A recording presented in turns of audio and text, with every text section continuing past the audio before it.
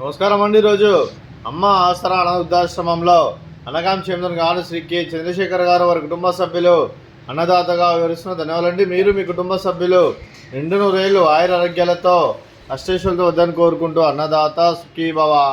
అలాగే ఈరోజు సందర్భం ఏంటంటే మానవ సేవ మాస లక్ష్యంగా 65 మంది నిరాశ్రుతులకు ఆకలి తీర్చడానికి నెలవారీ దాతగా ఆ పరమశివుని ఆశీస్సులతో శ్రీ కె చంద్రశేఖర్ గారిచే అన్నగాం చేయడం జరుగుతుంది. అలాగే శ్రీ కె చంద్రశేఖర్ గారికి వారి కుటుంబ సభ్యులందరికీ దినం తెలుపుకుంటూ ప్రతి నెల ఒక పూట అన్నదానం చేసుకున్న 65 మందికి కడుపున అన్నం పెడుతున్నందుకు మీకు మీ కుటుంబ సభ్యులందరికీ దినాలు తెలుపుకుంటూ, అలాగే మీరు మీ కుటుంబ సభ్యులు ఏ సంకల్పం అనుకున్నది నెరవేరాలని కోరుకుంటూ, మీకు అంతా మంచి జరగని మనస్ఫూర్తిగా కోరుకుంటూ, ఆ ముక్కోటి దేవతల ఆశీస్సులు, ఆ పరమశివుని ఆశీస్సులు, అలాగే ఇక్కడ ఉన్న 65 మంది ఆశీస్సులు మీకు ఎల్లప్పుడూ ఉండాలని కోరుకుంటూ ధన్యవాదాలు తెలుపుకుంటూ, అలాగే మీ కుటుంబ సభ్యులైన శ్రీ కె చంద్రశేఖర్ గారికి, శ్రీమతి చంద్రశేఖర్ గారికి, శ్రీ రవికుమార్ గారికి, శ్రీమతి రవికుమార్ గారికి, మీకు మీ కుటుంబ సభ్యులందరికీ దీర్ఘాయుష్మాన్ భవ.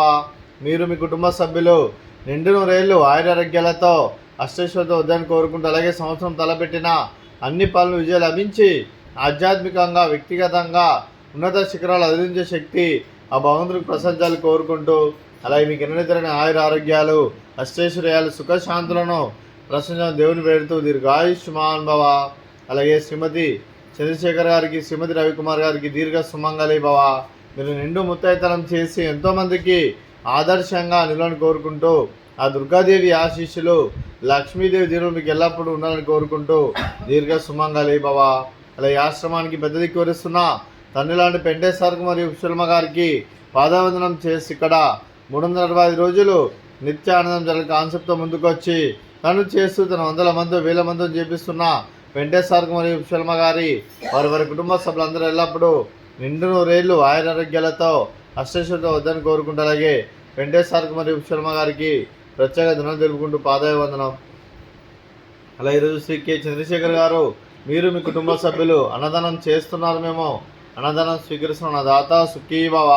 అలాగే ఈరోజు అన్నం చేస్తున్న వంటకాలు ఫ్రూట్స్ బనానా, అలాగే స్వీట్ బాదుషా, అలాగే రైస్, అలాగే సోరకాయ కర్రీ, అలాగే టమాటా పప్పు, సాంబారు. అన్నదాత సుఖీభవ, అన్నదాత అన్నదాత సుఖీభవ, సుఖీభవ సుఖీభవ సుఖీభవ.